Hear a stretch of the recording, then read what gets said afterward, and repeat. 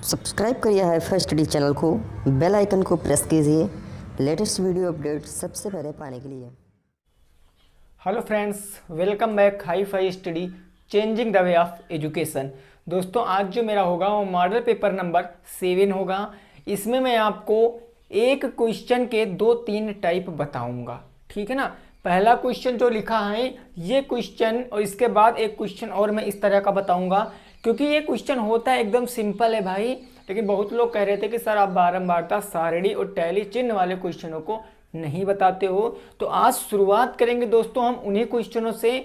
बस अंत तक वीडियो में बने रहना, वीडियो बहुत ज़्यादा इंटरेस्टिंग होने वाली है। आपको सब कुछ समझ में आएगा, कहीं जाने की ज़रूरत नहीं है। तो जितने भी साथी हैं एक बार वीडियो को शेयर कर देंगे, लाइक कर देंगे और चैनल को सब्सक्राइब भी कर लेंगे। तो पहला क्वेश्चन दोस्तों लिखा है कि किसी कक्षा के विद्यार्थियों के अंक इस प्रकार हैं। कुछ आपको अंक दिए गए, आंकड़े दिया गया है कुछ, और बताया गया कि विद्यार्थियों के अंक हैं। प्रश्न आपसे कहा गया है कि 10 का वर्ग अंतराल लेकर टैली चिन्ह की सहायता से बारंबारता सारणी आपको बनानी है, ठीक है ना। ये जो वर्ग दोस्तों दिख रहे हैं, इन वर्गों से हमको एक 10-10 के वर्ग अंतराल लेकर हमको एक टैली चिन्ह बनाना है, और टैली चिन्ह की उसी से बारंबारता सारणी को भी बनाना है। तो ऐसे क्वेश्चनों को दोस्तों हम कैसे लगाते हैं वो चीज हम लोग सीखेंगे, ठीक है ना। तो चलिए फिर दोस्तों शुरुआत करते हैं क्वेश्चन की। सबसे पहले हमको पता होना चाहिए इन तरह के क्वेश्चनों में, एक होती है मेरी निम्न सीमा, ठीक है ना। क्या होती है दोस्तों? एक होती है मेरी निम्न सीमा, एक होती है मेरी उच्च सीमा। ये मैंने आपको जब बेसिक बातें बताई थी तब मैंने आपको बताया था, निम्न सीमा और उच्च सीमा। अब निम्न का मतलब जो हमको ये आंकड़े दिए गए हैं ना, इनमें सबसे छोटा आंकड़ा, सबसे छोटा अंक कौन सा है। तो अगर दोस्तों मैं बात करूं तो हमको यहाँ पर भाई 0 दिख रहा, क्या आपको भी 0 दिख रहा है? तो ये देखिए 0 दिख रहा, तो 0 सबसे छोटा है, यानी निम्न सीमा क्या हो जाएगी? 0 हो जाएगी। निम्न सीमा 0 हो जाएगी। अब बात करते हैं सबसे उच्च सीमा की, उच्चतम सीमा की। तो सबसे बड़ा जो अंक वही सबसे उच्चतम सीमा। तो यहां से चलते दोस्तों, अभी तक तो मेरा 33 है सबसे बड़ा, 45 हो गया सबसे बड़ा, ठीक है ना। सबसे बड़ा मेरा 45 है अभी तक। अगली लाइन में देख लेते हैं, तो सबसे बड़ी उच्च सीमा यानी सबसे बड़ा अंक कौन सा है? तो वो है मेरा 45, यानी क्या है? 45 है। तो ये निम्न सीमा उच्च सीमा मैंने ज्ञात कर लिया है। अब एक बात आती है परिसर की। ये परिसर क्या होता है, ठीक है ना। क्या आती है दोस्तों? परिसर की आती है। देखिए मैंने बताया था परिसर आपको कैसे निकालोगे, परिसर कैसे निकालोगे, थोड़ा सा मार्कर ले लूं। परिसर कैसे निकालोगे दोस्तों? देखिए परिसर निकालने के लिए क्या करते हैं, जो उच्च सीमा होती है, जो उच्च सीमा होती है उससे निम्न सीमा को माइनस कर देते हैं, परिसर पता चल जाता है। यानी कि 45 से हम 0 को माइनस कर देंगे, यानी उच्च सीमा से निम्न सीमा को माइनस कर देंगे, तो परिसर कितना आ जाएगा? 45 का आ जाएगा, ठीक है ना। अब देखिए, अब हमको क्या करना है? वर्ग समूह है ना, बिल्कुल। हमको जितने भी बनाने खाने, हम खानों को कैसे बात करेंगे, खाने कैसे निकालेंगे? तो खानों को निकालने के लिए हम ऐसे निकाल सकते हैं, या फिर सिंपल हम यहाँ पर 45 को 10 से भाग कर दो तो 4.5 बार जाएगा, लेकिन हम वो काम नहीं करेंगे। हम अब इतना काम करने के बाद सीधे अपनी सारणी की ओर चलेंगे। तो सारणी को देखते हैं इस तरफ, ठीक है ना। सारणी को देखते हैं इस तरफ। तो सबसे पहले दोस्तों हमको क्या करना है? हमको पहली तरफ लिखना है, सबसे पहले लिखना है वर्ग अंतराल। क्या लिखना है? वर्ग अंतराल। तो ये हो गया वर्ग अंतराल। उसके बाद हमको लिखना है टैली चिन्ह, जिसको हम मिलान चिन्ह भी बोलते हैं। टैली चिन्ह लिखना है, जिसको हम लोग एक नाम से और बोलते हैं मिलान चिन्ह के नाम से, ठीक है ना। मिलान चिन्ह भी बोलते हैं। देखिए तो अब क्या करेंगे, अब हमको बारंबारता इधर लिखनी है, इधर बारंबारता लिखनी है, ठीक है ना। देखिए क्वेश्चन लेंथी होते हैं तो हो सकता है आपको थोड़ा सा कम समझ में आए, लेकिन आप मन से समझना। सबसे पहले आपको वर्ग अंतराल लिखना है, फिर टैली चिन्ह या जिसको हम लोग मिलान चिन्ह भी बोलते हैं, सबसे बाद में आपको बारंबारता लिखना है। इतना काम करने के बाद दोस्तों अब देखो आपको क्या करना है, ठीक है ना। अब आपको क्या करना है, आप ये बात समझो कि सबसे निम्न सीमा कौन सी है? सबसे निम्न सीमा है 0 है ना। तो हमको अपने वर्ग अंतराल कितने तक बनाना है, 10-10 के वर्ग अंतराल बनाना है। तो 0 से 10 ये तो मेरा भैया पहला हो जाएगा, 0 से 10 हो जाएगा कि नहीं हो जाएगा। और दूसरा 10 से 20 हो जाएगा, ये हो गया 10 से 20। और तीसरा कितना हो जाएगा, 20 से 30 हो जाएगा। चौथा हमारा 30 से 40 हो जाएगा। अब हमारी सबसे उच्चतम सीमा दोस्तों 45 है, तो 45 किसके बीच में आएगी, 45 आएगी 40 से 45 के बीच में, 40 से 45 के बीच में। अब दोस्तों आपको क्या समझना है, अब आपको क्या समझना, अब इन आंकड़ों में इन जो वर्ग अंतराल बनाए हो इनमें जो आपकी उच्चतम सीमा है, ये उच्चतम सीमा आपकी इसमें नहीं गिनी जाएगी, जिसमें उच्चतम सीमा है वो उसमें नहीं गिनी जाएगी, उसके बाद वाले वर्ग अंतराल में गिनी जाएगी। कहने का मतलब अगर मैं 10 की बात कर लूं तो 10 आपका 0 से 10 वाले में नहीं काउंट होगा, वो 10 काउंट होगा 10 से 20 वालों में। ठीक उसी प्रकार 10 से 20 वालों में 20 नहीं काउंट होगा, 20 काउंट होगा 20 से 30 वाले में। तो ये बात याद रखना। अब हमको देखो टैली चिन्ह कैसे लगानी है, यानी 0 से 10 के बीच में इस पूरे आंकड़ों में जो नंबर दिए गए, अंक दिए गए हैं, उसमें 0 से लेकर 10 के बीच में टोटल कितनी संख्याएं आई हैं, 0 से लेकर 10 के बीच में टोटल कितनी संख्याएं आई हैं, 10 के बीच में, ना कि 10 को नहीं जोड़ेंगे, 10 के बीच में। तो बात करते हैं 3, यानी यहां से गिनेंगे 1 2, भाई देखो ये 3 हो गया, ये 8 हो गया, 1 2, उसके बाद ये 3 हो गया, 10 को गिनेंगे नहीं, फिर हो गया 4 के बाद मेरा हो गया ये 5, फिर हो गया ये मेरा 6, ठीक है ना। 6 के बाद दोस्तों फिर यहाँ पर क्या आएगा, कुछ मिल रहा है, यहाँ नहीं मिल रहा, ये हो गया 7, ये हो गया 8, ये हो गया मेरा 9, ये हो गया 10। टोटल कितने हैं भाई मेरे, 10 हैं। टोटल कितने हैं, 10 हैं। अब देखो, अब यानी कि हम टैली चिन्ह लगाएंगे तो टैली चिन्ह कैसे लगाते हैं, हमेशा टैली चिन्ह लगाने के लिए अगर हमको 5-5 के समूह तक, 5 तक जाना, भाई टैली चिन्ह समझो, अगर हमको 1 है तो 1 हो गया, अगर 2 है तो 2 लाइनें खड़ी, 2 हो गए, अगर 3 है तो 3 लाइनें खड़ी, 3 हो गए, अगर 4 है तो 4 लाइनें खड़ी। लेकिन जैसे 5 पे पहुंचेंगे तो 4 के बाद 5 के लिए हमको एक क्रॉस लाइन बनाना पड़ेगा, यानी 4 लाइनें खड़ी, 1 लाइनें पड़ी, जो सबको काटें, ये 5 लाइनें हो गई, यानी ये 5 हो गया। अब 5 के बाद जैसे 7 है तो 2 और बनाएंगे, 5 2 7 हो गया, 8 है तो 3, जैसे 10 है तो 4 और 1 5, 5 5 10। तो ये इस तरह टैली चिन्ह लगते हैं, ठीक है ना। तो यहाँ पर कितने बार आया भैया, 10 बार, तो 4 1 5 और 1 2 3 4 1 5, ये 5 हो गया। अब जितने टैली चिन्ह उतनी बारंबारता हो जाएगी 10, ठीक है ना। अब बात करते हैं 10 से लेकर 20 तक के बीच में, 20 के बीच में हमको ज्ञात करना, ना कि 20 को काउंट करना है। तो 20 के बीच में जोड़ेंगे 10 से, यानी ये हो गया 1, ये हो गया 2, ये हो गया 3, 20 जोड़ना नहीं है, ये हो गया 4 के बाद भाई मेरे क्या हो गया, ये 17 हो गया 5, फिर यहाँ पर देखिए 18 हो गया 6 7 8 9 के बाद ये 11 हो गया मेरा 10 से, ठीक है ना, 10 से 18 हो गया मेरा 11, ये हो गया 12 और ये हो गया 13, ये हो गया 14। यानी कितनी बार संख्याएं आई हैं, टोटल 14 बार आई हैं। तो 14 को हम कैसे लिखेंगे भाई, 5-5 के जोड़े में लिखेंगे, ये 5 हो गया मेरा और ये 5 मेरा 10 हो गया। अब 4 बचा, 1 2 3 4, ये आ गए मेरे टैली चिन्ह। और इसकी संचयी बार, इसकी बारंबारता कितनी हो जाएगी, 14 हो जाएगी इसकी बारंबारता। अब देखो ठीक उसी प्रकार 20 से 30 के बीच में गिनेंगे भाई। अब 20 से 30 के बीच में गिनेंगे तो देखो ये 20 हो गया मेरा 1 के बाद 20 से 30 के बीच में गिनना है, तो यहाँ पर 20 से बीच में आ गया 23, 2 हो गया, 2 के बाद 3, ये हो गया 4 के बाद ये हो गया 5 के बाद नीचे कुछ है, नीचे कुछ नहीं है, तो 5, यानी कि 20 से 30 के बीच में 5 टैली चिन्ह लगाना हमको, यानी 5 बार आ रहा है, 1 2 3 4 और 5, तो इसकी बारंबारता भी कितनी हो जाएगी, 5 हो जाएगी। अब 30 से 40 के बीच में करेंगे तो 30 से 40 के बीच में जोड़ेंगे, यानी 30 को काउंट करेंगे भाई, तो 30 से 40 के बीच में यानी 33 हो गई है 1, उसके बाद 33 के बाद ये हो गई मेरी 2 33, फिर 3 4, ये हो गया 4 5 6 7 के बाद 8, टोटल कितने हैं 8 हैं। तो 8 करने के लिए ये 5 मेरे बन गए ऐसे और 3 बन गए ऐसे, 5 3 8, तो इसकी बारंबारता भी कितनी हो जाएगी 8 हो जाएगी।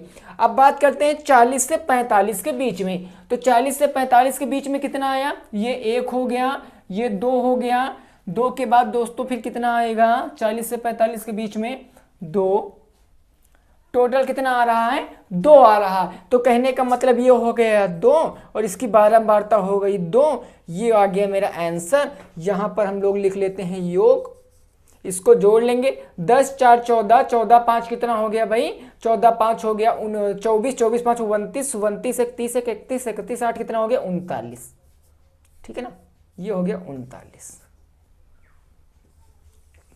देखिए जोड़िए 10 14 10 24, 24 5 हो गया 29, 29 और 8 कितना हो गया भाई 14 10 24, 24 5 29, 29 31 37, 37 2 39। तो यही मेरे क्वेश्चन का सही जवाब हो जाएगा। ऐसे बनती है सारणी, ऐसे बनती सारणी। देखिए ये क्वेश्चन ज़्यादा बता पाना टाइम वेस्ट करना होता है भाई। आशा करते हैं आप एक ही क्वेश्चन से सब कुछ समझ चुके होंगे। अगर माध्यिका, बहुलक या संचयी बारंबारता, देखो अब यहां से बारंबारता पता चल गई ना। अगर दोस्तों हमको संचयी बारंबारता पता करना होता, मैं इसको साफ कर रहा हूं, ठीक है ना, अगर हमको यहीं से कह देता कि संचयी बारंबारता भी सारणी बनाओ, तो देखो क्या चीज इसमें एडजस्ट करते। अगर इतना मेरे को पता है तो संचयी बारंबारता के लिए एक सारणी और यहां से हम बना लेते, संचयी बारंबारता के लिए, ठीक है ना, ये संचयी बारंबारता के लिए सारणी बना लेते। तो यहाँ क्या बनते, पहली बारंबारता ऐसे जाती है, ये जुड़ जाता, 14 10 हो जाता मेरा 24 और 24 5 कितना हो जाता भाई 29, 29 8 कितना हो जाता 9 8 17 37 और 37 में 2 तो कितना हो जाता 39। ये संचयी बारंबारता बन गया, ठीक है ना। तो ऐसे ही क्वेश्चन आता है आपके पेपर में, दिक्कत कोई मत लेना। ऐसा क्वेश्चन आपके पेपर में भी आया था, उसमें कहा था 5 5 के वर्ग अंतराल बनाओ, और जिस क्वेश्चन में वर्ग अंतराल कह रहा है तो उतने के बनाएंगे, अगर नहीं कह रहा तो आप 5 के भी बना सकते हो, 10 के भी बना सकते हो, कोई दिक्कत नहीं, आप अपने अनुसार बना सकते हो, ठीक है ना। तो आशा करते हैं आपको ये क्वेश्चन समझ में आया होगा। बढ़ेंगे दोस्तों नेक्स्ट क्वेश्चन पे, अपने दूसरे नंबर क्वेश्चन पे।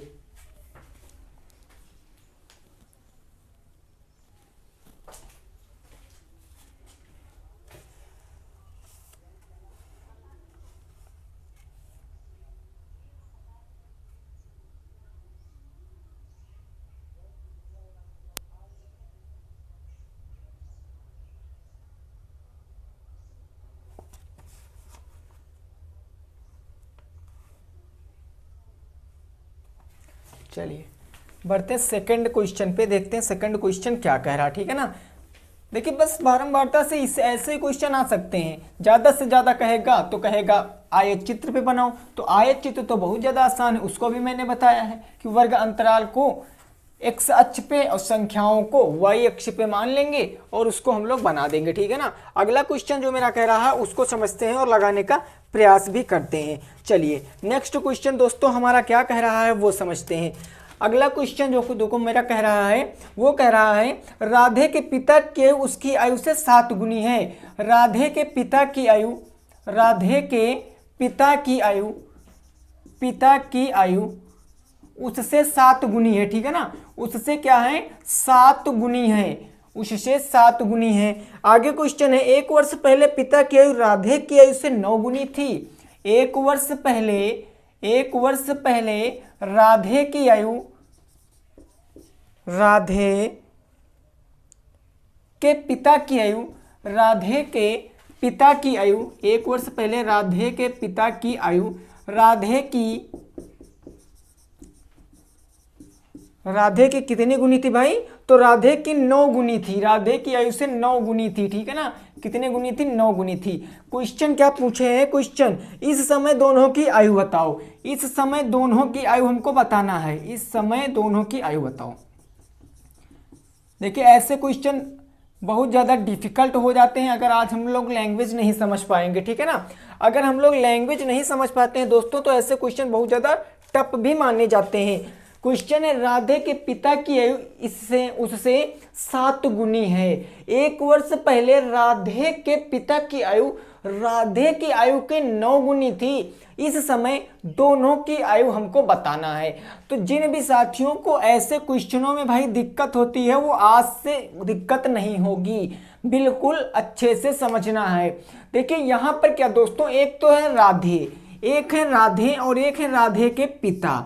राधे हैं और राधे के कौन है, पिता है, ठीक है ना। तो मैंने बताया गणित में भैया कुछ ऐसा लॉजिक लगता है जो नहीं पता होता उसको हम लोग ना मान लेते हैं। तो यहाँ पर देखो भाई, राधे की आयु राधे के पिता की आयु जो है राधे की आयु की कितनी, 7 गुनी।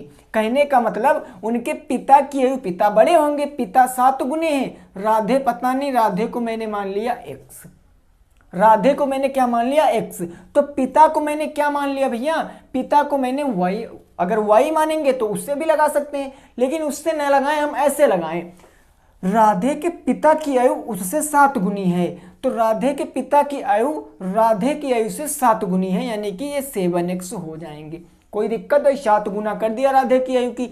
अब प्रश्नानुसार क्वेश्चन कह रहा है, क्वेश्चन क्या कह रहा है दोस्तों, प्रश्नानुसार क्वेश्चन कह रहा है 1 वर्ष पहले। तो याद रखना, जब ऐसे क्वेश्चनों में पहले की बात करेगा, जब ऐसे क्वेश्चनों में पहले की बात करता तो हमेशा घटाते हैं, और अगर बाद की बात करता है तो जोड़ते हैं। पहले की बात किया तो दोनों में 1 वर्ष घटा देंगे, यानी x माइनस के 1 और बराबर का 7x माइनस के 1। हो गया भाई कि नहीं हो गया। क्वेश्चन कह रहा है 1 वर्ष पहले पिता की आयु राधे की आयु की 9 गुनी थी। पिता की आयु राधे की आयु की क्या थी, 9 गुनी थी। भाई देखो, पिता की आयु राधे की आयु की 9 गुनी थी। इस समय दोनों की आयु बताओ, ये ज्ञात कर लीजिए। ये हो जाएगा भैया 9x, यहाँ हो जाएगा 9 एक कम कितना 9, बराबर के यहाँ हो गया 7x माइनस का 1।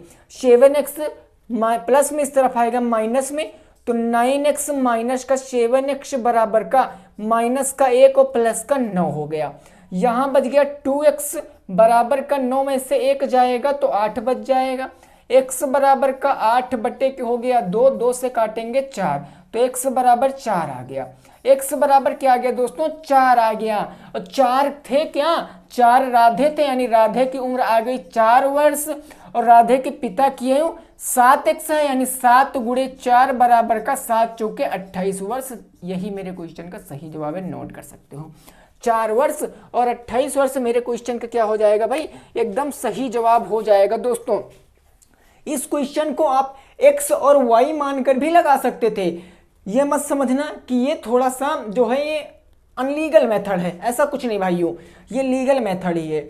बस मैंने क्या किया, एक ही चर से लगा दिया। 2 चर से मानते तब भी लगाते। आप राधे की x मान सकते थे, उनके पिता की y मान सकते थे। समीकरण बनाते, समीकरण को सॉल्व करते, एक समीकरण का मान निकालते और इसमें रख के दूसरे अंश का भी मान निकालते, ठीक है ना। तो ये क्वेश्चन थोड़ा सा लेंथी बन जाता, लेकिन हमने इसको आसानी से समझ लिया। तो भाई बस पूरी वीडियो को अंत तक वॉच करना। आज की वीडियो से बहुत कंसेप्ट आपके क्लियर होने वाले हैं। नेक्स्ट क्वेश्चन पहुंचेंगे अपने 3 नंबर क्वेश्चन की तरफ। 3 नंबर क्वेश्चन की तरफ पहुंचेंगे और क्वेश्चन आपका ऐसा ही होगा, बस आप लोग समझ कर चलना। आयु से संबंधित ही क्वेश्चन होगा, ठीक है ना। स्क्रीनशॉट ले लिया भाई। चलिए फिर नेक्स्ट क्वेश्चन देखते हैं, जो होगा मेरा 3 नंबर क्वेश्चन।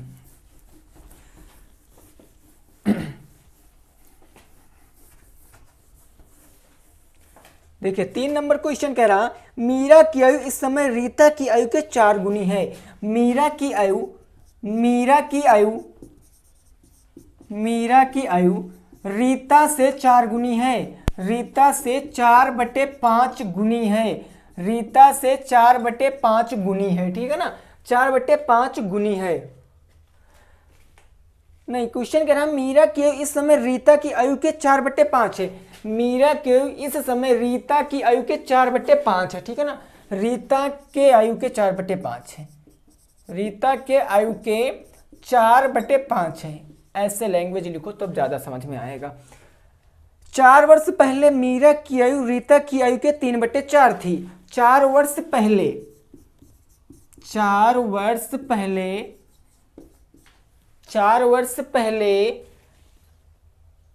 रीता की आयु 4 वर्ष पहले मीरा की आयु रीता के आयु के 3/4 थी। 4 वर्ष पहले मीरा की आयु रीता की आयु के 3/4 थी। 3/4 थी। दोनों की आयु बताओ, ठीक है ना, दोनों की आयु बताओ। आयु बताओ, लगाइए क्वेश्चन। दोनों की आयु आपको बताना है। देखिए क्वेश्चन समझिए, फिर लग गया क्वेश्चन। क्वेश्चन कह रहा है कि मीरा की आयु रीता के आयु के 4/5 है। 4 वर्ष पहले मीरा की आयु रीता की आयु के 3/4 थी। दोनों की आयु आपको बताना है। दोनों की आयु आपको बताना है। तो भाई मेरे, मैं आपको एक बात बताऊं, हमेशा गणित का रूल ये होता है कि अगर आपको कुछ नहीं पता है, जो आपको बिल्कुल कुछ भी आइडिया ना हो जिसके बारे में, उसको हमेशा आप लोग माना करिए। अब इसी क्वेश्चन में बात करूं तो आपको मीरा की आयु नहीं पता है कि आपको रीना की आयु नहीं पता है, रीता की। तो आप कहोगे सर हमको ये पता है कि मीरा की आयु रीता की आयु के 4/5 है, लेकिन हमको रीता की आयु नहीं पता है। तो रीता की आयु हम लोग कैसे मान सकते हैं? हम रीता की आयु को भैया x मान सकते हैं। मैंने माना रीता की उम्र क्या हो जाएगी भाई, x हो जाएगी। रीता की आयु के 4/5 है, तो मीरा की आयु क्या हो जाएगी बताओ? मीरा की आयु क्या हो जाएगी? जो रीता की आयु है उसके 4/5 है मीरा की आयु, यानी कि ये कितना हो जाएगा? ये हो जाएगा 4x/5। यही तो हो जाएगा 4x/5। बोलो भाई हो जाएगा कि नहीं हो जाएगा? x और मीरा की हो जाएगी 4x/5। अब प्रश्नानुसार क्वेश्चन लगाइए, आसानी से आप लोग सॉल्व कर सकते हो। क्वेश्चन कह रहा है 4 वर्ष पहले, हाँ भाई गौर करो, कितने वर्ष पहले?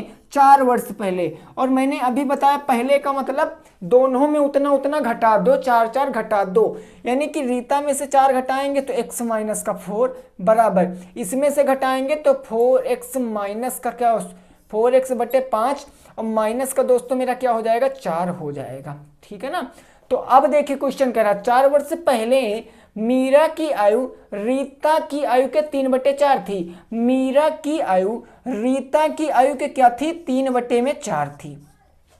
3/4 थी। सॉल्व करिए, यहां पर गुणा करेंगे तो ये हो जाएगा 3x माइनस का दोस्तों 4 तियां हो जाएगा 12 और बटे में हो जाएगा 4 और बराबर इस तरफ बच गया मेरा 4x/5 माइनस के 4, माइनस के क्या हो गया? 4 हो गया। अब हम इसको फिर क्या कर सकते हैं? यहां पर बटे 1 मानेंगे, हर बराबर करेंगे 5 से नीचे गुणा 5 से ऊपर गुणा, तो इसको सॉल्व करेंगे नीचे आ जाएगा 5, भाई 5 1 कम 5, यहां ऊपर हो जाएगा 4x माइनस का 5 चौके 20, यहां कितना बच गया मेरा? वो बच गया 3x माइनस के 12/4। अब क्या करेंगे? अब क्रॉस मल्टीप्लाई करा सकते हैं ऐसे, ठीक है ना। जब ऐसे मल्टीप्लाई कराएंगे तो 5 का 3 x से गुणा कराएंगे तो 5 तियां 15x माइनस 12 पंचे हो जाएगा 60 बराबर 4 का 4x से कराएंगे तो ये हो जाएगा 16x माइनस 20 का दोस्तों 4 से कराएंगे तो माइनस के 80 हो जाएगा, ठीक है ना। अब देखो x वालों को एक तरफ, संख्याओं वालों को एक तरफ। ये है दोस्तों मेरा 15x, ये 16x आएगा, माइनस में हो जाएगा 16x बराबर, यहां हो गया माइनस के 80, ये प्लस के 60 उधर हो गया प्लस में हो गया, माइनस के 60 उधर गया प्लस में हो गया, यहां पर बच गया माइनस के x बराबर, यहां कितना बच गया भाई बोलो? यहां कितना बच गया? माइनस प्लस माइनस के 20, माइनस से माइनस कैंसिल, x बराबर कितना आ गया? 20 आ गया, x बराबर 20। अब x का मान पता है तो हम रीता की आयु पता चल गई कितनी है? 20 वर्ष। रीता की आयु है 20 वर्ष और बात करें मीरा की आयु तो x का मान केवल 20 रखेंगे, यानी 4 × 20 बट्टे में 5, 5 चौके हो गया 20 और 4 चौके हो गया 16, ये आ गए 16 वर्ष। मीरा की आ गई 16 वर्ष और रीता की आ गई 20 वर्ष। यही मेरे क्वेश्चन का सही जवाब हो जाएगा। समझ में आया है दोस्तों? तो नोट कर लीजिए, कोई दिक्कत नहीं है। हो सकता है आपको इस क्वेश्चन को एक बार समझ में ना आया हो तो फिर से आप लोग समझ सकते हो। देखिए मीरा की आयु रीता की आयु के 4/5 थी, हमको रीता की आयु नहीं पता थी, मैंने मान लिया x, तो मीरा की आयु 4/5 थी यानी 4x/5 हो गया है।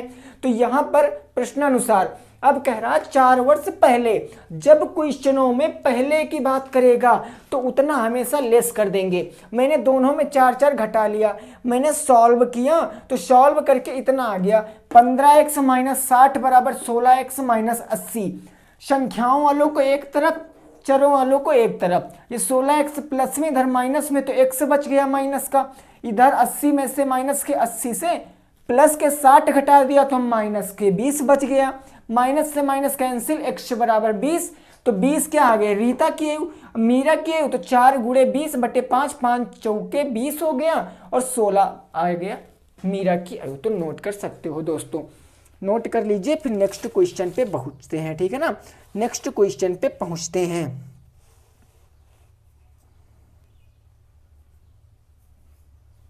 चलिए, अगला क्वेश्चन भी मेरा एज से ही होगा। अगला क्वेश्चन भी मेरा एज से होगा। देखिए, आज मैं एज पे आपको इसलिए क्वेश्चन करा रहा हूं क्योंकि बहुत दिनों से क्या है कि लोग डिमांड कर रहे थे कि सर एज के रिलेटेड आप क्वेश्चन बता दीजिए। तो दोस्तों, एज से आपका बिल्कुल भी दिक्कत नहीं, यहाँ पर सब कुछ खत्म हो जाएगा एज से। बस ये याद रखना, बाद का मतलब हमेशा प्लस और पहले का मतलब हमेशा घटाव होगा, बस, ठीक है ना। अगला क्वेश्चन दोस्तों मेरा 4 नंबर हो जाएगा। क्या कह रहा है क्वेश्चन, तो क्वेश्चन कह रहा है पिता की आयु अपने पुत्र की आयु के 3 गुनी है। पिता की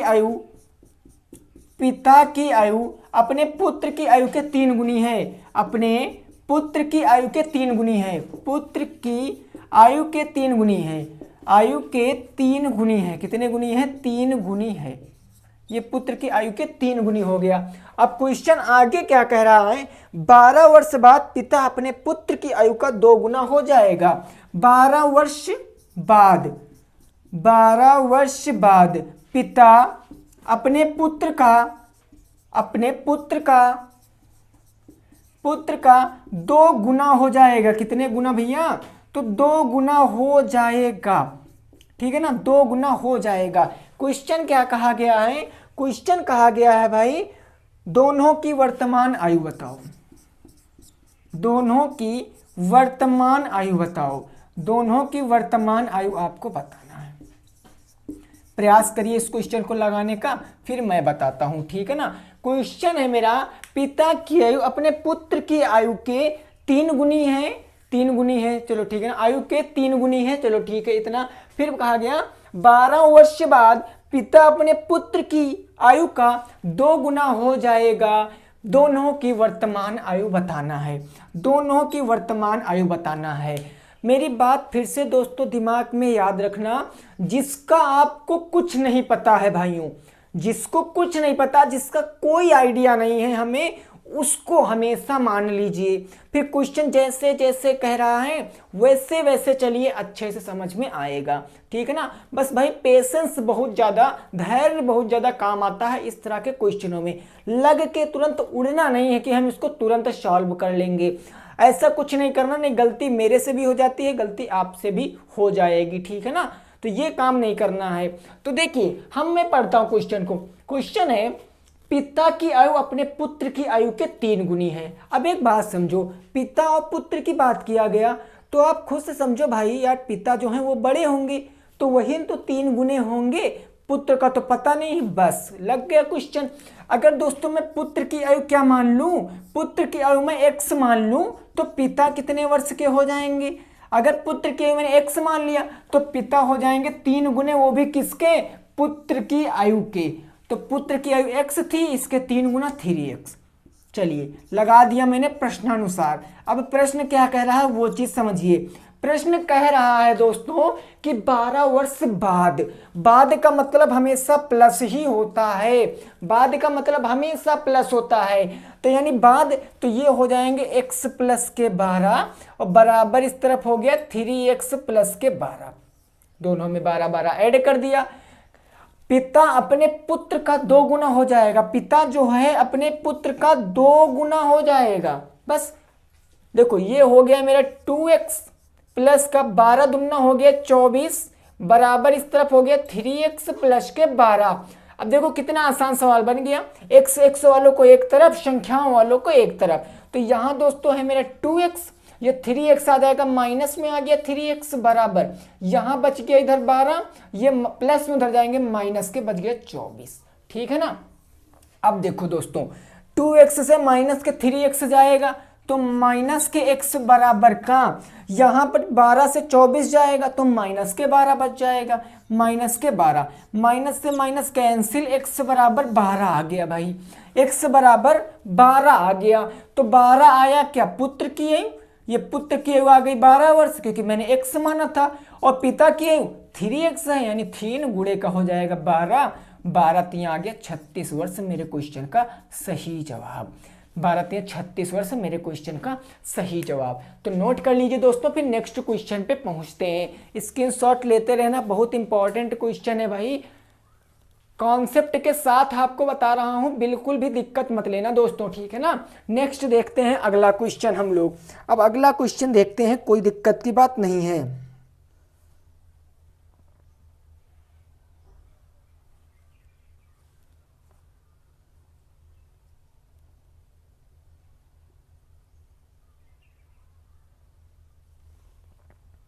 चलिए फिर अगला क्वेश्चन देखते हैं, ठीक है ना। अगला क्वेश्चन होगा मेरा 5 नंबर, 5 नंबर क्वेश्चन होगा। देखिए अभी आएंगे, अभी आपके रेखा गणित के भी क्वेश्चन आएंगे, जिसमें ना 2 अंदर बाहर क्षेत्रफल रास्ते वाले होते हैं, वो भी क्वेश्चन आएंगे, तो दिक्कत मत लेना। ये वीडियो बहुत ज़्यादा इंपॉर्टेंट है और यहाँ से आपके पेपर में क्वेश्चन जरूर आएगा दोस्तों, तो जरूर आएगा। अगला क्वेश्चन कह रहा, देखिए अगला क्वेश्चन हमारा कह रहा है कि किसी वर्ग का परिमाप 24 सेंटीमीटर है, किसी वर्ग का परिमाप 24 सेंटीमीटर है और किसी आयत की लंबाई 28 सेंटीमीटर है। एक वर्ग की बात किया गया है यानी स्क्वायर की, और एक रेक्टेंगल की बात किया गया है। जो वर्ग का परिमाप पेरीमीटर दिया गया 24 सेंटीमीटर, आयत की एक लंबाई दी गई है 8 सेंटीमीटर। यदि वर्ग और आयत का परिमाप बराबर हो, देखो दोस्तों क्वेश्चन पकड़ने का तरीका, हमको देखो क्वेश्चन कितनी आसानी से पकड़ में आ गया। कहा गया जो वर्ग का पेरीमीटर है और जो स्क्वायर का पेरीमीटर है, सॉरी जो रेक्टेंगल का पेरीमीटर है, यानी आयत का और वर्ग का पेरीमीटर आपस में इक्वल है, बराबर है। तो क्वेश्चन कहा गया आयत का क्षेत्रफल हमको बताना है। आयत का क्या बताना दोस्तों, क्षेत्रफल हमको बताना है। तो एक बात समझो, क्वेश्चन देखिए कहा गया कि वर्ग और आयत का जो क्या है परिमाप वो बराबर है। हमको वर्ग का परिमाप दिया गया 24, तो यही आयत का भी तो परिमाप होगा भाई, आयत का भी तो यही परिमाप होगा कि नहीं होगा। आयत की एक लंबाई 8 सेंटीमीटर दे दी गई है, बोलो दे देगी कि नहीं। तो मैं कह सकता हूं कि आयत का परिमाप क्या होगा, आयत का परिमाप दोस्तों क्या होगा, आयत का परिमाप जो वर्ग का परिमाप यानी 24 सेंटीमीटर, ये वर्ग का परिमाप यही आयत का परिमाप। लंबाई दिया गया है आयत की लंबाई दिया गया 8 सेंटीमीटर। तो हमसे ना क्षेत्रफल पूछे हैं, तो आयत का क्षेत्रफल कब निकाल सकते हैं, जब लंबाई और चौड़ाई यानी लेंथ इंटू ब्रेथ हमको पता होना चाहिए, तभी तो निकाल सकते हैं। तो कहने का मतलब मैं यहाँ से आयत का परिमाप लगा के इसकी चौड़ाई निकाल सकता हूँ। आयत का परिमाप बराबर होता क्या है, 2 लंबाई धन क्या होता है दोस्तों, चौड़ाई होता है। 2 लंबाई धन क्या होता है, चौड़ाई तो होता है। बोलो भाई यही तो होता है कि नहीं होता है, ये होता है ना। बस अब देखो आयत का परिमाप कितना दिया गया 24, तो ये हो जाएगा 24 बराबर ये हो जाएगा 2, और लंबाई कितना दोस्तों दिए गए हमको 8, लंबाई कितना दिया गया 8। तो एक बात समझो जरा, ये हमारा किसमें है भाई, ये हमारा है किसमें, गुणे में, इधर आएगा बटे में, तो ये हो गया 2 बटे में। यहाँ पर क्या बच गया, यहाँ पर 8 प्लस का चौड़ाई बच गया। काटेंगे 2 से तो चला जाएगा 12 बार में, 2 से चला जाएगा 12 बार में, 2 से 12 बार में, तो 12 और ये 8 इधर माइनस में आएगा, बराबर का बच गया चौड़ाई। तो चौड़ाई बराबर कितना आ गया, 12 में से 8 जाएगा 4, 12 में से 8 जाएगा तो 4। अब देखो लंबाई पता चल गई, चौड़ाई पता चल गई, तो हम क्षेत्रफल आसानी से बता सकते हैं। आयत का क्षेत्रफल होता क्या है, L इंटू बी, यानी कि लेंथ गुणे ब्रेथ। तो यहाँ पर क्या लेंथ कितनी भाई, लंबाई 8 है, चौड़ाई 4 है, तो 8 गुणे का 4, 8 चौके 32 सेंटीमीटर या वर्ग सेंटीमीटर हमारा आंसर आ जाएगा। 32 वर्ग सेंटीमीटर मेरे क्वेश्चन का सही जवाब हो जाएगा, नोट कर सकते हो। 32 वर्ग सेंटीमीटर मेरे क्वेश्चन का क्या आ जाएगा दोस्तों, सही जवाब हो जाएगा। क्लियर है ना। चलिए फिर नेक्स्ट क्वेश्चन पे पहुंचते हैं। अगला क्वेश्चन क्या कह रहा है उसको लगाने का भी प्रयास करेंगे। चलिए भाई अगला क्वेश्चन हम देखते हैं हमारा क्या कह रहा है। देखिए क्वेश्चन बहुत इजी होते हैं, बस मेन फैक्ट जो होता है क्वेश्चन का, जो अहम रोल अदा करता क्वेश्चन में। देखिए गणित लोग कहते हैं बहुत कठिन होती हैं, ऐसा कुछ नहीं, 2-2 करके 4 होता है और वहीं से सवाल तैयार होता है। ठीक है ना, 2-2 4 होता है, वहीं से सवाल तैयार होता है। तो बस आपको ये पता होना चाहिए कि गणित के मेन फैक्ट क्या होते हैं। बस प्लस उधर जाता माइनस में, गुणा जाता भाग में, भाग जाता गुणे में, और ऐसे सब चीज़ें आपको पता होनी चाहिए। सिंपल फॉर्मेट, अगर आपने जीवन काल में कभी भी मैथ पढ़ी है तो जोड़ घटाव गुणा भाग ये तो आपको आता ही होगा ना। बस इतना ही काफ़ी है, इतना ही काफ़ी है दोस्तों। याद रखना 26 तारीख से आपका 3rd सेमेस्टर चालू कराऊंगा, और जितने भी शुरुआत से वीडियो अटेंड किया, मेरी शुरुआत से क्लास से अटेंड किया, ठीक है ना, देख लेना मैथ में पूरे के पूरे नंबर लेकर आओगे। ठीक है ना, उनको पता चल गया होगा जो मेरी क्लास शुरुआत से लेकर आए हैं लगभग में इसी पेपर में ही कि कितना ज़्यादा फंस जाता है। ठीक है ना, सब कुछ वही रहता भाई, कुछ अलग का नहीं पढ़ाता हूँ। ठीक है ना, हमेशा आपको एक लेवल अप ही लेकर चलता हूँ। अगला क्वेश्चन 6 नंबर क्या कह रहा है, तो 6 नंबर क्वेश्चन कह रहा, एक आयताकार मैदान की एक भुजा 8 मीटर। एक आयताकार मैदान की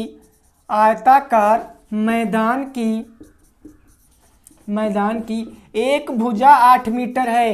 एक भुजा क्या है, 8 मीटर है, 8 मीटर है। और हमको विकर्ण भी दिया गया है, और विकर्ण क्या दिया गया दोस्तों, विकर्ण। और विकर्ण कितना दिया गया, तो विकर्ण दिया गया 17 मीटर है। विकर्ण दिया गया 17 मीटर। तो क्वेश्चन क्या पूछे हैं, क्वेश्चन पूछे हैं मैदान का क्षेत्रफल क्या होगा। मैदान का क्षेत्रफल क्या होगा, मैदान का क्षेत्रफल क्या होगा, क्षेत्रफल क्या होगा। ठीक है ना, ये क्वेश्चन आपसे पूछे हैं। ठीक है ना, ये क्वेश्चन आपसे पूछे हैं। क्वेश्चन कह रहा है एक आयताकार मैदान की एक भुजा 8 मीटर है और विकर्ण 17 मीटर है, तो मैदान का क्षेत्रफल आपको बताना है। जो मैदान आयताकार है उसका क्षेत्रफल आपको बताना है। तो सुनो भाई, है ना, सुनो समझो इधर। ये मैंने मान लिया हमारा क्या है, ये हमारा एक मैदान है, ये हमारा एक आयताकार मैदान है। तो मैं इसका नाम रख लेता हूं, कोई एक नाम A B C और D, ये मैंने इसका एक नाम रख लिया। अब विकर्ण दिया गया ना, ये देखो विकर्ण दिया गया कि नहीं दिया गया, तो विकर्ण हमको पता है कितना है, 17 मीटर। तो देखो दोस्तों ये हमारी विकर्ण हो जाएगी, एक तो विकर्ण ये, एक तो विकर्ण ये। मैंने मान लिया ये विकर्ण है, इसकी लंबाई 17 मीटर, मैं लिख लेता हूँ 17 मीटर ये इसकी लंबाई हो गई। क्या हो गया, 17 मीटर इसकी लंबाई हो गई। और हमको एक भुजा दी गई है, एक भुजा दी गई। तो मैं मान लेता हूं दोस्तों, मैं मान लेता हूं कि मुझको ये भुजा दी गई है, ये भुजा, यानी ये भुजा दी गई कितनी, 8 मीटर। ये भुजा 8 मीटर दी गई है। तो जरा एक बात समझो दोस्तों, मैंने आपको पाइथागोरस एल्गोरिथम बताया था ना, पाइथागोरस परिमेय बताया था कि पाइथागोरस परिमेय क्या होती है। तो आपको मैंने बताया था कर्ण स्क्वायर इज इक्वल टू लंब स्क्वायर प्लस का आधार स्क्वायर। लंब स्क्वायर प्लस का क्या होता है भाई मेरे, आधार स्क्वायर होता है। तो अब एक बात इस क्वेश्चन में आप समझो, इस बात में क्वेश्चन में समझो, ये ऐसे अगर मैं बात करूं, यहां पर आपको दिख रहा होगा ना, मैं ऐसे अगर बात करता हूं, मैंने लाइनिंग भी यहां पर मार दिया है ऐसे, तो आपको ये एक त्रिभुज दिख रहा होगा, ये आपको एक त्रिभुज दिख रहा होगा कि नहीं, कौन सा त्रिभुज, BDC, या त्रिभुज इसको बोलते हैं BCD। ये मेरा एक त्रिभुज दिख रहा है। इस त्रिभुज में जो 90 डिग्री है वो क्या है, कोण का C है कि नहीं है, कोण C मेरा 90 डिग्री, और 90 डिग्री के ठीक सामने वाली भुजा को क्या कहते हैं भाई, उसको कर्ण कहते हैं। कौन सी भुजा, कर्ण हो जाएगी। कर्ण के जो 90 डिग्री होता है उसके ठीक सामने भुजा कर्ण, ये कर्ण। तो इसका हम स्क्वायर कर लेंगे, 17 का स्क्वायर हो जाएगा बराबर। अब ये मेरी आधार हो जाएगी, क्योंकि भैया 90 डिग्री, दो संलग्न भुजाओं को जब मिलाते हैं तो ऊपर वाली जो ऊंचाई होती है उसे कहते हैं लंब, जो नीचे होता है उसको बोलते हैं आधार। तो ये हो जाएगी मेरी आधार कितनी 8 मीटर, यानी प्लस का ये हो जाएगा मेरा 8 मीटर। ये बच गया मेरा लंब। तो अब कहोगे सर ये क्या बात कर रहे हो आप, यहाँ से आप लंब क्यों ज्ञात कर रहे हो, यही तो दिमाग में सोच आ रहा होगा क्वेश्चन। तो एक बात समझो, अगर आपको रेक्टेंगल की प्रॉपर्टी पता है भाई तो आपके समझ में आ रहा होगा मैं ऐसा लॉजिक क्यों लगा रहा हूं। अगर प्रॉपर्टी पता है तब, प्रॉपर्टी होती क्या है कि रेक्टेंगल का प्रत्येक कोण 90 डिग्री होता है, आमने सामने की भुजाएं बराबर होती हैं। तो जब ये 8 है तो 8 ये भी तो होगा, होगा कि नहीं होगा, 8 ये तो 8 ये भी। अगर मैं इस भुजा को ज्ञात कर लूं तो जितनी ये होगी उतनी ये होगी। अब जब आयत की चारों भुजाएं पता है, यानी आयत की लंबाई चौड़ाई पता है, तो उसका क्षेत्रफल तो एकदम इजी वे में निकाल सकते हैं, उसमें तो कोई हमको रोकने वाला है ही नहीं, है ना। तो देखो यहां से मैं लंब स्क्वायर कैसे निकालूंगा, 17 का वर्ग करेंगे कितना आ जाएगा, 7 सत्ते हो जाएगा भैया 49 के 9 हासिल आ गया 4, 7 एकम 7 और 7 दूनी कितना हो गया 14, 14 4 18 हासिल आ गया 1, 1 एकम 1 1 2, 289 बराबर का ये हो गया भैया मेरा लंब का वर्ग, प्लस का हो गया 8 अठाई 64, 8 अठाई 64, ये 64 आ गया 64, ठीक है ना। अब ये प्लस में 64 इधर आएगा माइनस में, यानी हो जाएगा 289 माइनस के हो जाएगा 64 इज इक्वल टू लंब का स्क्वायर हो जाएगा। अब 289 से मैं 64 घटाऊंगा, 9 में से 4 जाएगा तो बच जाएगा 5, 9 में से 4 गया 5, 8 में से 6 जाएगा तो बच गया 2, और यहाँ कितना आ गया भैया 2 आ गया, ये आ गया 225 बराबर का लंब का वर्ग। लंब स्क्वायर बराबर 225, तो लंब स्क्वायर को हटाएंगे इधर आएगा तो करड़ी सट जाएगा ना। अब 225 किसका वर्गमूल होता है, तो 15 का, 15 का 225 का वर्गमूल 15 होता, यानी लंब बराबर दोस्तों क्या आ गया 15 आ गया, यानी इसकी लंबाई कितनी आ गई 15। और जब ये 15 तो रेक्टेंगल का जो होता प्रॉपर्टी क्या कहती, इसके सामने जो भुजा होगी ना वो भी भैया बराबर ही होगी, यानी जब वो 15 तो ये भी 15। अब हमको लेंथ और ब्रेथ दोनों पता है, तो हम यहाँ पर सिंपल आयत का क्षेत्रफल क्या होता है, आयत का क्षेत्रफल, तो आयत का क्षेत्रफल होता है लंबाई गुणे का चौड़ाई, यही तो होता है ना। लंबाई कितनी है 8 और चौड़ाई कितनी है 15, 15 × 8 = 40 और 8 × 8 = 4 12, 120 वर्ग मीटर मेरे क्वेश्चन का क्या हो जाएगा, सही जवाब दोस्तों हो जाएगा कि 120 it will be right answer. Note कर लीजिए भाई, पूरा कंसेप्ट आपको समझाया है, ठीक है ना, अच्छे से समझ में आया होगा, आशा यही करते हैं। नेक्स्ट क्वेश्चन पे पहुंचेंगे, चलिए देखते हैं फिर अगला नंबर क्वेश्चन।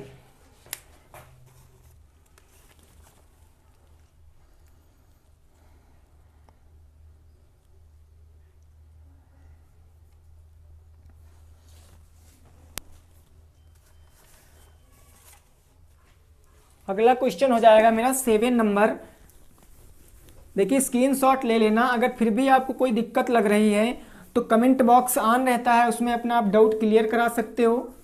अगर आपने सभी क्लासें अटेंड की हैं तो आपके पेपर में एक भी क्वेश्चन छूटने वाला नहीं है, चाहे वो मेंसुरेशन का हो, चाहे वो अलजेब्रा का हो या अंक गणित का हो, किसी भी चैप्टर से कोई भी क्वेश्चन हो आसानी से लगा सकते हो। अगला क्वेश्चन कह रहा भाई, एक कमरे की भुजाएं 3:2 के अनुपात में है। एक कोई कमरा है, एक कमरे की भुजाएं 3:2 हैं, 3:2 हैं। क्वेश्चन आगे कह रहा है, क्वेश्चन कह रहा है कि यदि इसका क्षेत्रफल 24 वर्ग मीटर हो, क्या हो कि यदि इसका क्षेत्रफल क्या हो 24 वर्ग मीटर हो, 24 वर्ग मीटर हो, तो क्वेश्चन क्या पूछा गया दोस्तों, क्वेश्चन पूछा गया है कि इसका परिमाप ज्ञात करो। हमको पेरीमीटर पूछा है, ठीक है ना, परिमाप पूछा है, इसका परिमाप बताओ, इसका परिमाप बताओ। देखिए जितने भी क्वेश्चन मैंने आपको ये कराए हैं, रेक्टेंगल के जितने भी क्वेश्चन कराए हैं, ये सभी क्वेश्चन आपके सीटेट में पूछे गए क्वेश्चन हैं। अभी जो प्रीवियस ईयर में पेपर हुआ है, अभी जो पेपर हुआ सीटेट का, उसमें ये सभी क्वेश्चन आए हैं, तो वही क्वेश्चन है। और आप लोगों को डीएलएड पास करने के बाद सीटेट ही पास करना है। आपको पता भी 1 जनवरी को सीटेट का पेपर भी आ गया है, तो ये आपके लिए भी इंपॉर्टेंट है और जो सीटेट का पेपर देने जाएंगे जनवरी को उनके लिए भी ये क्वेश्चन बेहद ज़्यादा इंपॉर्टेंट है, ठीक है ना। तो इस क्वेश्चन को लगाइए। क्वेश्चन है, एक भुजाएं, जो एक कमरा है, एक कमरे की भुजाएं, यहाँ पर कमरा मिस हो गया है, बना देते हैं कमरा। एक कमरे की भुजाएं 3:2 हैं। यदि इसका क्षेत्रफल 24 वर्ग मीटर है तो इसका परिमाप बताओ, इसका परिमाप बताओ। तो समझो जरा, हमको ना एक कमरे की जरूरत है। चलो भैया, कमरा हमारा बनकर रेडी हो गया। कमरा, क्योंकि कमरे में लेंथ इंटू ब्रेथ होगा, यानी लंबाई और चौड़ाई होगी। कमरा में जो लंबाई और चौड़ाई होगी ना, तो कमरा आयताकार होगा, इसलिए मैंने आयत बना दिया। अब इनका रेशियो दिया गया है, अनुपात। और अनुपात पता है असल में होता क्या है? अनुपात का मतलब काट कर छोटा किया गया है। जैसे कमरा आपका 10 फुट लंबा 4 फुट चौड़ा है, तो उसको काट देंगे, उसको काट देंगे तो 5 फुट लंबा 2 फुट चौड़ा बच जाएगा।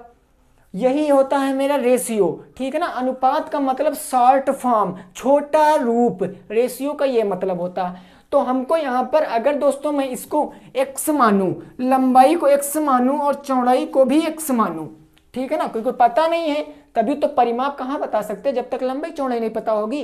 तो दोस्तों में ये 3 सटाएंगे तो 3x, ये 2 सटाएंगे तो 2x, क्योंकि रेशियो दिया गया इसलिए मैंने x इसमें सटा लिया। हमको ना परिमाप क्षेत्रफल दिया गया, तो एक्चुअल में हम इसकी क्या निकाल सकते हैं? लेंथ और ब्रेथ, यानी लंबाई और चौड़ाई निकाल सकते हैं। तो हमको पता है कि आयत का क्षेत्रफल क्या होता है। आयत का क्षेत्रफल होता है लंबाई मल्टीप्लाई का चौड़ाई, लंबाई गुणे चौड़ाई। आयत का क्षेत्रफल दिया कितना है? 24, तो इसके स्थान पर 24 बराबर लंबाई 3x, चौड़ाई 2x, यानी 3x मल्टीप्लाई का हो जाएगा 2x। गुणा कराएंगे, 3 दूनी हो गया 6, ये x x x स्क्वायर, क्योंकि गुणा करने पर घातें जुड़ जाती हैं। ये हो गया 24। अब हम लिखेंगे 24 6 गुणे में, तो इधर आएगा बट्टा में 6 हो गया बराबर का x स्क्वायर। 6 से काटेंगे, 6 चौके 24, 4 बराबर, अब ये स्क्वायर हटाएंगे तो करड़ी आ जाएगा, यानी x बराबर करड़ी के अंदर 4, और 4 का वर्गमूल क्या होता है? 2 होता है। यानी x बराबर भैया जी अगर 2 आ गया, हाँ सुनो, x बराबर अगर 2 आ गया तो लंबाई क्या हो जाएगी? 2x है, तो इसका मतलब 3 गुणे का 2 बराबर का 6, लंबाई आ गई 6, चौड़ाई कितना आ जाएगी? 2 गुणे का 2, 2 गुणे का 2 बराबर का 4, क्योंकि x का मान ही तो रखा है। अब परिमाप बताना है, तो आयत का परिमाप होता क्या है? आयत का परिमाप, अब आपको पता आयत का परिमाप होता है 2 लंबाई धन चौड़ाई, 2 लंबाई धन चौड़ाई। यहाँ पर रखेंगे 2 और लंबाई धन चौड़ाई को जोड़ेंगे, 4 6 4 10, 10 दूनी हो गया 20, 20 मेरे क्वेश्चन का सही जवाब है, नोट कर सकते हो। 20 क्या हो जाएगा मेरे क्वेश्चन का? वो भी मीटर, 20 मीटर। चलो इकाई भी लिख दिया, 20 मीटर मेरे क्वेश्चन का एकदम सही जवाब हो जाएगा। क्लियर ना? यहां तक अगर किसी भी साथी को कोई दिक्कत लग रही है तो वो पूछ सकता है। यहां पर देखिए लॉजिक क्या हुआ है। यहां पर एक कमरा है, कमरे की भुजाएं दी गई 3:2, 3:2। तो एक बात समझो, मैंने बताया अनुपात का मतलब छोटा रूप, ठीक है ना। अगर भाई एक इतना ऊंचा कोई कमरा है तो अगर इसको हम छोटा करेंगे तो चलो मैंने इतना काट दिया, और जो चौड़ाई थी उसको मैंने इतना काट दिया, तो अब आगे तो कट नहीं सकता, क्योंकि आगे कटेगा तो जमीन आ जाएगी, है ना। तो आगे नहीं काट सकते। तो कहने का मतलब ये छोटा रूप होता है। मैंने x हटा लिया, लंबाई चौड़ाई का गुणा करा दिया, 6x square is equal to 24, तो x स्क्वायर बराबर का 4, x बराबर का 2, लंबाई आ गई 6, चौड़ाई आ गई 4, 6 4 10 का 2 गुना 20 मीटर मेरा राइट आंसर, नोट कर लीजिए। नेक्स्ट क्वेश्चन देखते हैं हमारा क्या कह रहा है, उसको समझने का प्रयास करते हैं।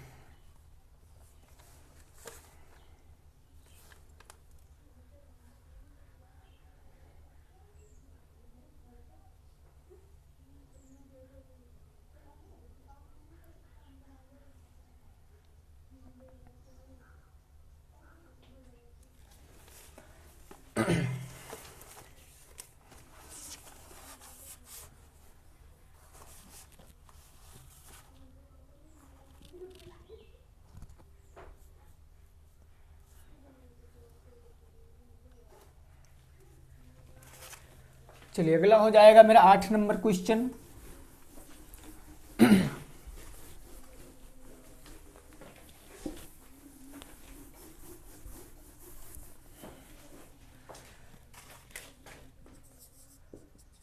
देखिए क्वेश्चन क्या कह रहा है वो समझिए।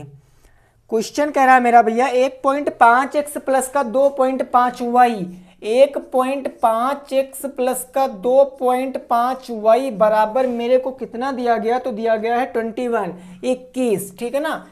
और अगला हमारा जो इसी में दिया है समीकरण है, ये दिया 4x प्लस का y बराबर का 22, 4x प्लस का y बराबर के 22। इस क्वेश्चन को सॉल्व करके आपको x और y के मान आपको बताना है। देखिए मैंने बताया था ऐसा क्वेश्चन केवल हमको पेपर में देखने को मिला है तो वो भी एक, लेकिन मैंने इसके ऊपर लगभग सभी मॉडल पेपरों में 6 या 7 मॉडल पेपर हो चुके हैं, सभी में एक ना एक क्वेश्चन बताया। क्यों बताया? क्योंकि क्वेश्चन अगर ऐसा आए ना तो दिमाग में छप जाना चाहिए, तुरंत दिमाग की घंटी जलनी चाहिए कि भैया हमको सर ने ये क्वेश्चन बताया है। तो आप लोगों को याद रखना इस क्वेश्चनों में करते क्या है, हमको सिंपल यहाँ पर 2 विधियां होती हैं, विलोपन विधि और प्रतिस्थापन विधि। कोई एक विधि से आप इस क्वेश्चन को लगा सकते हैं जो आपको अच्छी लगे। मैं नहीं आपको सजेस्ट करता हूं कि आप मेरी बताई विधि ही लगाइए, अगर आपको दूसरी समझ में आती तो वो लगाइए, लेकिन लगाइए जरूर, छोड़ना बिल्कुल भी मना है, ठीक है ना। देखिए इस क्वेश्चन इसको मैं मान लेता हूँ समीकरण नंबर 1, इसको मान लेता हूँ समीकरण नंबर 2। अब हमको पता है कि हम यहां से क्वेश्चन कैसे लगा सकते हैं, हमको यहां से एक पद का विलोप करना पड़ेगा। तो जरा समझो भाई क्या विलोप करना पड़ेगा। यहां पर x है 1.5, इसको हम 1.5 कह सकते हैं, यहां पर 4x है, यहां पर 2.5y है, यहां पर y है, यहां पर तो यार कुछ विलोप नहीं हो रहा है ना। तो जब विलोप नहीं हो रहा तब क्या होगा, अगर मैं दूसरे समीकरण में 2.5 से मल्टीप्लाई करा दूं तो 2.5y हो जाएगा, घटा लेंगे कट जाएगा। तो सिंपल मैं यहां लिख सकता हूं 2.5 से गुणा करने पर, 2.5 से क्या करने पर, गुणा करने पर, मैं यहां पर गुणा करूंगा। तो मैं पहले समीकरण को लिख लेता हूं 1.5x, ये हो जाएगा 1.5x प्लस का 2.5y बराबर का 21। और दूसरा समीकरण मेरा हो जाएगा 4x प्लस के, यहां पर देखो सॉरी, यहां पर मैं किससे गुणा कराऊंगा 2.5 से, तो 4 पंचे 20 का 0 हो जाएगा, हासिल आ गया 2, 4 दूनी 8, 8 2 10, यानी यहां हो जाएगा 10x, गुणा कराएंगे तो हो जाएगा 10x प्लस, अब यहां पर 2y का गुणा 2.5 से कराएंगे तो 2.5y आ जाएगा बराबर 22 का गुणा 2.5 से कराएंगे तो 22 दूना 44, भाई देखो 22 दूना 44 और 44 हो गया, 44 का आधा कितना होता है, 22 का आधा 11, 22 44 में 11 जोड़ेंगे तो 55 आ जाएगा, 55। देखो कैसे, अगर 22 का गुणा 2.5 से कराएंगे, समझो भाई 22 का गुणा 2.5 से, तो 5 दूनी 10, 5 दूनी 10 से 1 11, 2 दूनी 4 और 2 दूनी कितना हो गया 4, 0 हो गया, 4 1 5, 4 1 5 0.1 अंक बाद, तो 55 आ गया ना। बस देखो लग गया क्वेश्चन, आसानी से लग गया क्वेश्चन। कैसे, यहां पर घटाएंगे तो ये प्लस माइनस, ये प्लस तो माइनस, ये प्लस तो माइनस, ये प्लस माइनस कैंसिल। यहां पर अगर मैं 10y से 1.5y घटा दूंगा तो कितने बच जाएंगे, 10y से 1.5y घटा दूंगा तो 8.5 बच जाएंगे, यानी कि माइनस का 8.5x बच गया कि नहीं बच गया, माइनस का 8.5x बराबर। अब दोस्तों यहां पर मैं 55 में से 21 घटाऊंगा तो 5 में से 1 जाएगा तो 4 बच जाएगा, 5 में से 2 जाएगा, 5 में से 2 तो कितना बच जाएगा, 5 में से 2 जाएगा तो 3 बच जाएगा, वो भी माइनस का, माइनस के 34 बच गया। माइनस से माइनस क्या हो गया मेरा, कैंसिल हो गया। तो x बराबर क्या आ जाएगा, x बराबर 34 बटे में 8.5 हो जाएगा, दशमलव हटा ऊपर 0 बढ़ा, 5 से काटेंगे तो 5 1 कम 5, 3 बच गया 35, 5 छत्ते 35, ऊपर काटेंगे तो 5 छक्के हो गया 30, और यहाँ कितना बच गया 4, 5 अट्ठे हो गया 40, 17 1 कम 17, 17 चौके 68, यानी x बराबर कितना आ गया 4 आ गया। अब जब x का मान पता ना तो इसका मान चाहे आप समीकरण नंबर 1 में रख लीजिए, चाहे आप समीकरण नंबर 2 में रख लीजिए।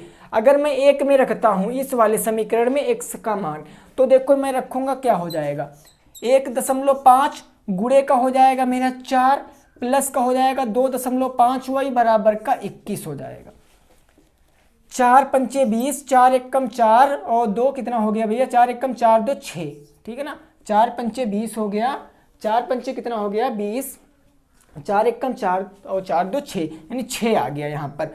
प्लस का ये हो गया 2.5 वाई बराबर का 21, ये 6 प्लस में उधर जाएगा माइनस में, यानी 2.5 वाई बराबर 21 माइनस के 6, तो वाई बराबर क्या आ जाएगा, 21 में से 6 घटाएंगे तो कितना आ जाएगा भैया, 16 6 होता है 22, 15 6 21, ये आ गया 15, और बटे में 2.5 ये आ गया, दशमलव हटा 0 बढ़ा, काटेंगे 5 पंजे 25, 5 तियाँ 15 और 5 एकम 5, 5 छक्के 30, y बराबर दोस्तों 6 आ गया और x बराबर आपका 4 आ गया। यही मेरे क्वेश्चन का सही जवाब है, x बराबर 4, y बराबर 6 आ गया। अगर ऐसा क्वेश्चन आता पेपर में तो क्या करना है, सिंपल आपको विलोपन विधि लगा लेना, यानी एक पद का विलोप कर देना। मैंने एक पद का विलोप कर दिया, बराबर नहीं थे तो मैंने इतने 2.5 से गुणा करा दिया, बराबर घटा दिया, कट गए, एक चर का मान निकाल लिया, उस चर का मान समीकरण नंबर 1 में ठोक डाला और दूसरा चर का मान आ गया y बराबर 6, x बराबर 4। नोट कर लीजिए, फिर नेक्स्ट क्वेश्चन पे पहुंचते हैं। अगला क्वेश्चन हो जाएगा मेरा 9 नंबर, टोटल 10 क्वेश्चन कराऊंगा भाई, ठीक है ना।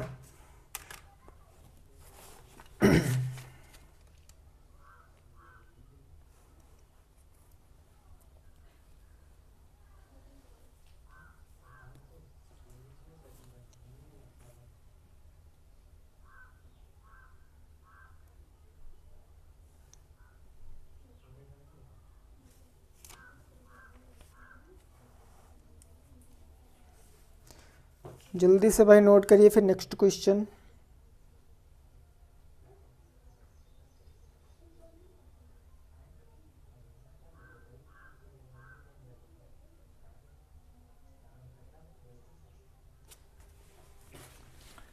देखिए 9 नंबर क्वेश्चन जो हो वो मेरा सेकंड लास्ट क्वेश्चन होगा आज का।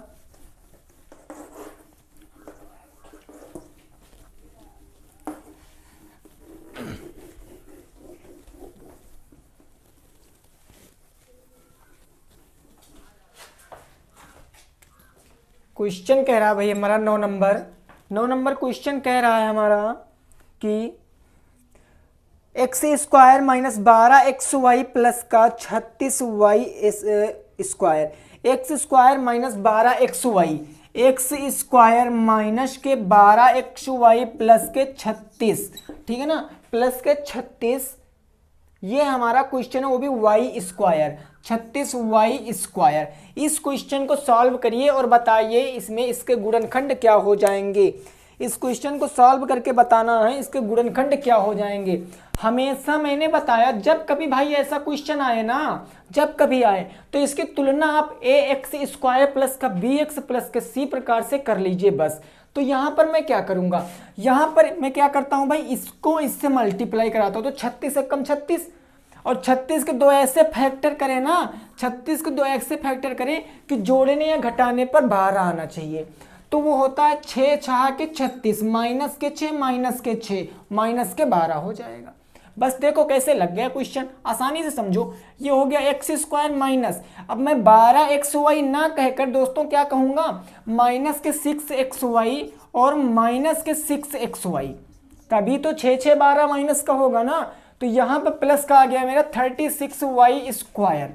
अब देखो दो दो के जोड़े बना के कॉमन हमको लेना है, इधर कॉमन मिल रहा है भाई x, और तो कुछ मिल नहीं रहा, तो यहाँ बच गया x माइनस, ये x से x कट गया तो 6y बच गया, यहाँ पर कॉमन मिल रहा है माइनस के 6 और y तो y मिल गया।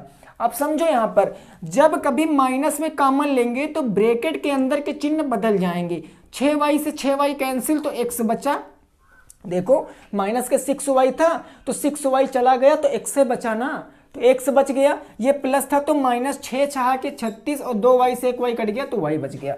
6x माइनस 6y एक ब्रैकेट में, तो ये एक ब्रैकेट में, दूसरे ब्रैकेट में बच गया मेरा x माइनस का 6y। हम इसको यह भी कह सकते हैं x माइनस 6y का होल स्क्वायर, यही मेरे क्वेश्चन का सही जवाब है, नोट कर सकते हो। x माइनस का 6y it will be right answer, clear है ना। चलिए फिर ठीक है, अगले क्वेश्चन पे पहुंचते हैं। नेक्स्ट मेरा लास्ट क्वेश्चन होगा आज का जो मेरा होगा वो लास्ट क्वेश्चन हो जाएगा।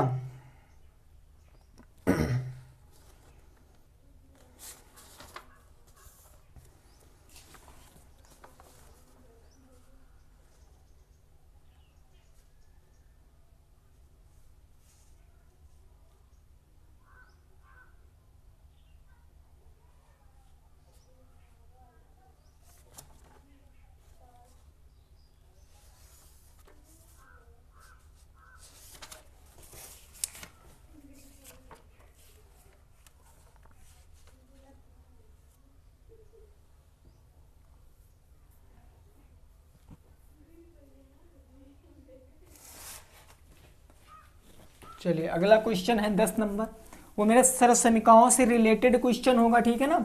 और ऐसा क्वेश्चन आपके पेपर में आ सकता है, वही 0.5 वाला खेल भैया करना है आप लोगों को। देखिए 10 नंबर क्वेश्चन आपको क्या कह रहा है कि 11.5 का होल स्क्वायर को सर्वसमीका से हल करो, सर्वसमीका से हल करो। देखिए अगर आपको मेरी बातें अगर याद होंगी तो आपको पता होगा, ठीक है ना। सर्वसमीका से हल करो, सर्वसमीका से क्या करना, आपको हल करना है। देखिए मैंने आपको बताया क्या था भैया कि जो दशमलव में दिया है ना, इसको फ्रैक्शन बदल लीजिए, सिंपल वे में आप सॉल्व कर सकते हो। तो फटाफट से पहले आप प्रयास कर लीजिए, फिर मैं बताता हूँ। पहले आप लोग प्रयास कर लीजिए, फिर मैं बताता हूँ इस क्वेश्चन को कैसे लगाना है विद 1 मिनट। 1 मिनट में इस क्वेश्चन को अच्छे से सॉल्व करेंगे, ठीक है ना। चलो देखिए कैसे भाई लगा सकते हैं यहाँ पर। देखिए 0.5 को मैंने क्या कहा था, 0.5 को मैंने क्या कहा था, इसको कहा था मैंने कि 1/2 कर लो, यानी मैं 11.5 को क्या कह सकता हूँ, 11 प्लस का 1/2 का होल स्क्वायर भाई कह सकता हूँ ना, तभी तो 11.5 हो जाएगा। a प्लस बी का होल स्क्वायर यानी a स्क्वायर, 11 का स्क्वायर प्लस बी स्क्वायर यानी 1/2 का स्क्वायर हो जाएगा। a square plus B square plus 2ab यानी 2 गुणे a है मेरा 11 और गुणे कितना हो जाएगा, 1/2 हो जाएगा।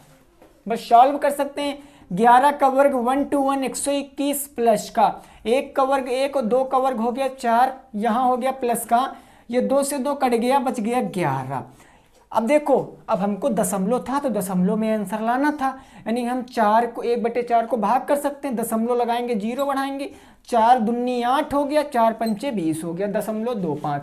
121 में 11 जोड़ेंगे तो 131 और 132.25 मेरे क्वेश्चन का सही जवाब है, नोट कर सकते हो। 132.25 मेरे क्वेश्चन का सही जवाब है, नोट कर लीजिए। 132.25 मेरे क्वेश्चन का क्या हो जाएगा, सही जवाब हो जाएगा, ठीक है ना।